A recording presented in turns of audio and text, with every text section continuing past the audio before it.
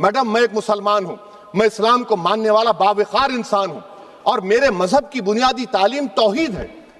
ला इलाहा इल्लल्लाह, नहीं है कोई खुदा सिवा अल्लाह के। और कुरान में अल्लाह क्या बोल रहा, इय्याका नाबुदु इय्याका नस्तईन, तुम मेरी इबादत करो, मुझे मानो। मुझे कहां से मिल रहा? आर्टिकल 25 से मिल रहा है। मुझे कहां से मिल रहा है? Liberty of thought, expression, belief.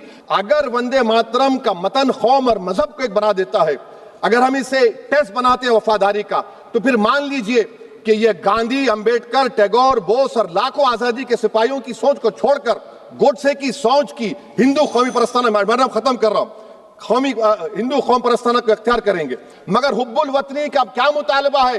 हुब्बुल वतनी ये कहता है कि वतन से मोहब्बत है तो जुल्म को खत्म करो, गरीबी को खत्म करो, बेरोजगारी को खत्म करो, जबर का खात्मा करो, अमन का गहवारा बनाओ, पाकिस्तान की दहशतगर्दी को खत्म करो, एक्सप्लॉयटेशन को रोको, शरारत को रोको, मुल्क के खिलाफ की जाने वाली साजिश खत्म करो। और इस चमन का माली ये कहेगा कि एक ही फूल खिलेगा, तो मैं जिम्मेदारी के साथ कह रहा हूं, अगर एक ही फूल खिलेगा तो वो सहरा बन जाएगा और माली माली नहीं रहेगा, वो जल्लाद कहलाएगा।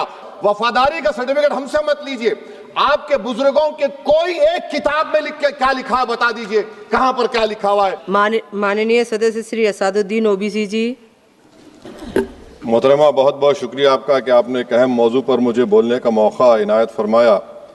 और बड़े अफसोस की बात है कि बड़ी धूमधाम से हुकूमत की तरफ से इस बात को रखा गया, मगर 30 से ज़्यादा MP यहाँ पर मौजूद नहीं है। मैडम, पहले तो मैं वज़ीर आज़म की इस बात की मजम्मत करता हूँ और उनको बताना चाहूँगा कि जिना के बारे में उन्होंने जो कहा था, हम तो जिना के सख्त मुखालिफ है, इसलिए भारत को अपना वतन माने। मगर 42 में आपके प्यारे वीर और जिना की पार्टी ने नॉर्थ वेस्ट फ्रंटियर, सिंध और बंगाल में मिलकर हुकूमत चलाई और उस हुकूमत ने 1.5 लाख हिंदू और मुसलमानों को अंग्रेजों की फौज में शामिल कराया ताकि वो लड़े।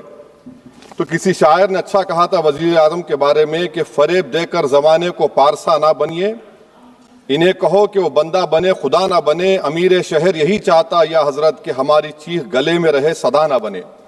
दूसरी बात मैडम, हमारे वजीर दिफा जनाब राजनाथ सिंह साहब ने बड़ा ही अजीब व गरीब और तकलीफ दे बात कही उम्मुल मोमिनीन के बारे में और उम्मुल किताब के बारे में। उम्मुल मोमिनीन उनको कहते हैं जो हमारे प्रॉफिट मोहम्मद सल्लल्लाहु अलैहि वसल्लम की वाइफ हैं।